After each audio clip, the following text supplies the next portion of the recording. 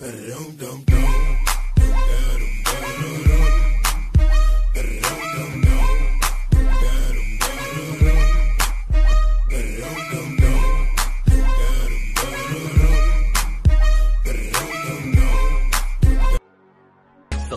now and press the bell icon.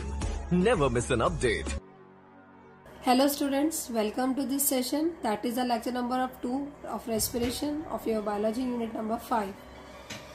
In the previous lecture we already learned about your buccal cavity, lungs, nasal passage. Now today in this lesson we will learn about the thoracic cage, diaphragm, inspiration, expirations. Let's start.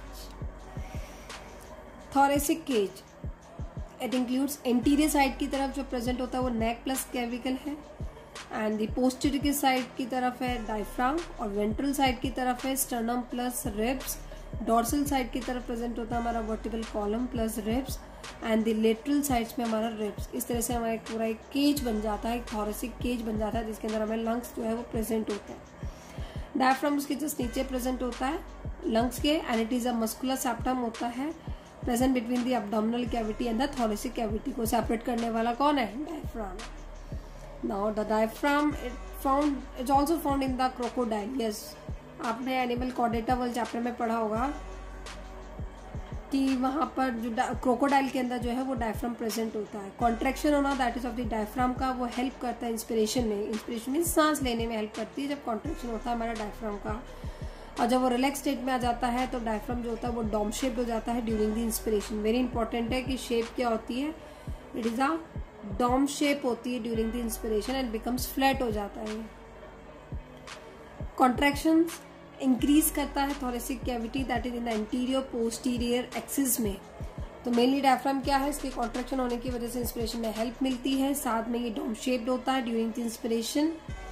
Next point जो हमें remind करना है कि जो contractions है वो increase करता है थोरेसिक कैविटी की वॉल्यूम को that is in the interior posterior axis में. Right, now we learn about the intercostal muscles. Intercostal muscles का मतलब जो मसल्स होती है that is of the ribs की, उनको बोला जाता है इंटरकोस्टल मसल्स. ये देख रहे हैं ये अपर रिब्स है, ये लोअर रिब्स है, ये आपका वेंट्रल पार्ट है, ये डोर्सल वाला पार्ट है. यहाँ पे आप देखें दिस इज द ओरिजिन जहाँ से ये इंटरनल कोस्टल मसल्स ओरिजिनेट हो रही है और एंड हो रही है. सो एक्सटर्नल इंटरकोस्टल मसल और दूसरी होती है इंटरनल इंटरकोस्टल मसल.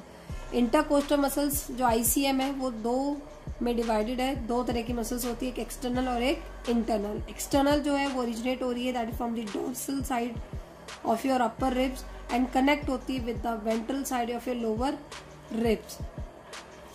देखें यहाँ पर कौन सी है, जरा ये ICM की मसल्स को देखते हैं. ये वाली ये ICM है जो कि क्या है from the dorsal side of the upper rib. ये आपका अपर रिब है, इसके डोर्सल साइड से कनेक्ट होकर सीधे वेंट्रल के लोअर साइड में जाके एंड हो रही है. ऐसे आप इंटरनल कोस्टल मसल्स देखेंगे तो वो वेंट्रल के अपर साइड से क्या हो रही है, अटैच हो रही है, और डोर्सल के लोअर एंड पे क्या हो रही है, एंड हो रही है. तो जो EICM होता है इसकी कॉन्ट्रैक्शन में हेल्प करता है रेस्पिरेशन में. Due to the contraction of this muscle thoracic cavity increase in the dorsoventral axis. Right, जो इंटरनल इंटरकोस्टल मसल्स है ये मेनली हेल्प करती है जब आपको फोर्सफुल एक्सप्रेशन, जब आपको फोर्स के साथ एक्सप्रेशन करना होता है तब ये ICM हेल्प करती है. Inspiration, when inspiration is required, जब आपको सांस लेने की जरूरत पड़ती है तब क्या क्या प्रोसेस अकर होते हैं. देखिए, इंट्रा पल्मोनरी प्रेशर जो है वो नेगेटिव होता है. इंट्रा पल्मोनरी प्रेशर जो होता है वो कैसा होता है, नेगेटिव.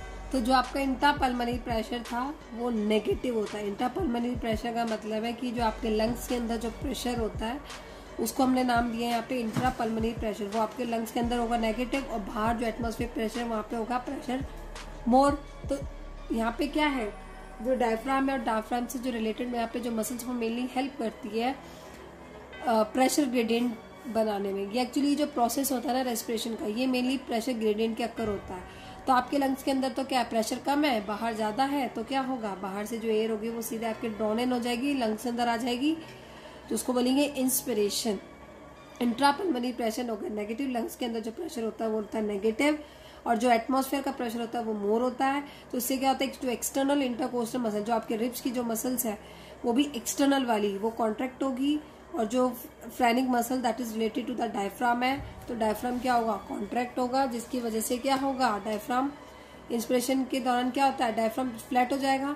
फ्लैट होने की वजह से थोरेसिक वॉल्यूम इंक्रीज हो जाएगी। जैसे थोरेसिक वॉल्यूम इंक्रीज होगी तो आपकी जो एयर होगी वो क्या है, अंदर आ जाएगी। लेकिन साथ ही साथ आपने देखा होगा कि स्टर्नम जो है वो मूव कर जाता है upwards in the interior and posterior axis में, वो वॉल्यूम को इंक्रीज कर देता है। रिब जो है वो मूव कर जाती है वेंट्रल साइड में एंड आउटवर्ड साइड्स में।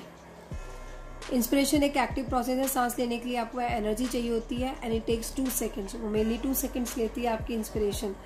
बात करते हैं एक्सपिरेशन की। ड्यूरिंग दी जब एक्सपायरेशन जब आप लेते हैं तो जो EICM में जो डायफ्राम जहाँ पहले कॉन्ट्रैक्ट हुए थे, नाउ दे आर रिलैक्स्ड हो जाएंगे। अब सब and somehow contractions occur होगा in case of the internal costal muscle. इसके अलावा बची कौन सी मसल, हमने ICM की 2 मसल्स पढ़ी थी, एक एक्सटर्नल और एक इंटरनल। एक्सटर्नल वाली तो रिलैक्स्ड हो गए, तो कॉन्ट्रैक्ट कौन होगा, ICM वाली, IICM वाली। तो एस्पिरेशन की ये तो पैसिव होता है, ऑटोमेटिकली हमारी जो एयर होती है वो ऑटोमेटिकली क्या है, आउट हो जाती है, right, and it takes 3 seconds लेती है। ड्यूरिंग द रिलैक्सेशन तो थोरेसिक वॉल्यूम कम, लेकिन पल्मोनरी जो प्रेशर होता है, थोरेसिक वॉल्यूम जो वॉल्यूम तो कम, प्रेशर ज़्यादा हो जाएगा, जिसकी वजह से क्या होगा, जो भी आपके लंग्स की जो एयर है वो बाहर आ जाएगी। नॉर्मल ब्रीथिंग को बोलते हैं एब्डोमिनल ब्रीथिंग। जो प्रेग्नेंट लेडी होती है वो लेती है thoracic breathing. Please keep in mind कि जो नॉर्मल ब्रीथिंग जो नॉर्मली हम जो लेते हैं वो मेनली एब्डोमिनल ब्रीथिंग होती है, और जो प्रेग्नेंट लेडी लेती है वो मेनली कौन सी होती है, थोरेसिक ब्रीथिंग होती है। Now in this lecture we will learn about the respiratory volumes and the capacities. Volume होती है, एक ट्रिक है मेरे पास यहाँ पर, आप ध्यान से देखें, तेरी 5T, राइट। तेरी तो वॉल्यूम बताता है, और ये जो 5T है ये आपकी कैपेसिटीज बताएगा।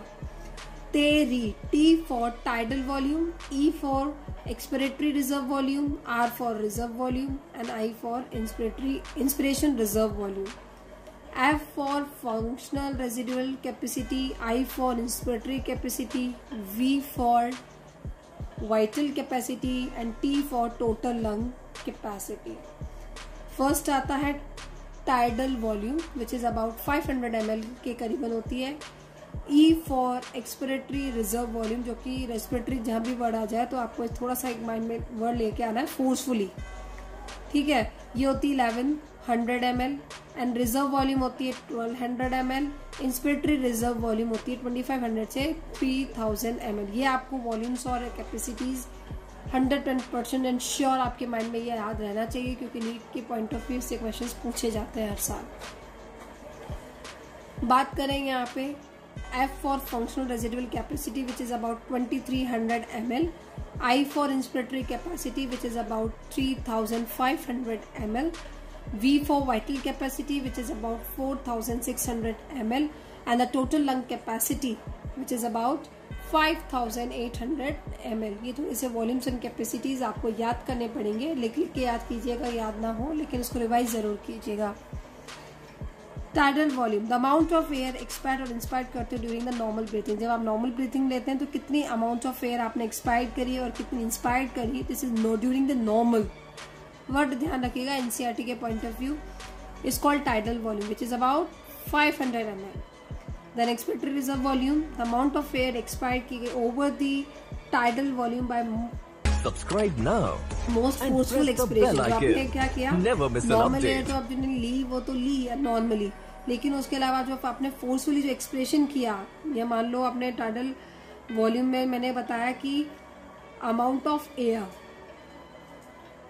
एक्सपायर्ड, मतलब आपने कितनी वॉल्यूम जो निकाली, जैसे आप नॉर्मली कितनी, आप क्या करते हैं नॉर्मली अपना जो एयर है वो निकालते हैं, राइट, पर अगर आप फोर्सफुली और निकालें तो उसको बोलता है एक्सपिरेटरी रिजर्व वॉल्यूम, और जस्ट उसका रिवर्स होता है इंस्पिरेटरी रिजर्व वॉल्यूम।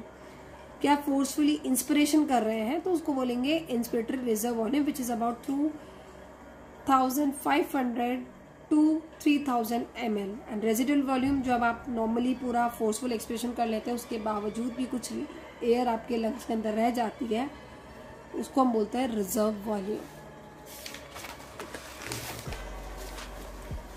सो यहाँ पे आप देख रहे हैं capacities functional residual capacity, ERV को ऐड करो प्लस RV के साथ, ये आपको क्या देगा, फंक्शनल रेजिडुअल कैपेसिटी.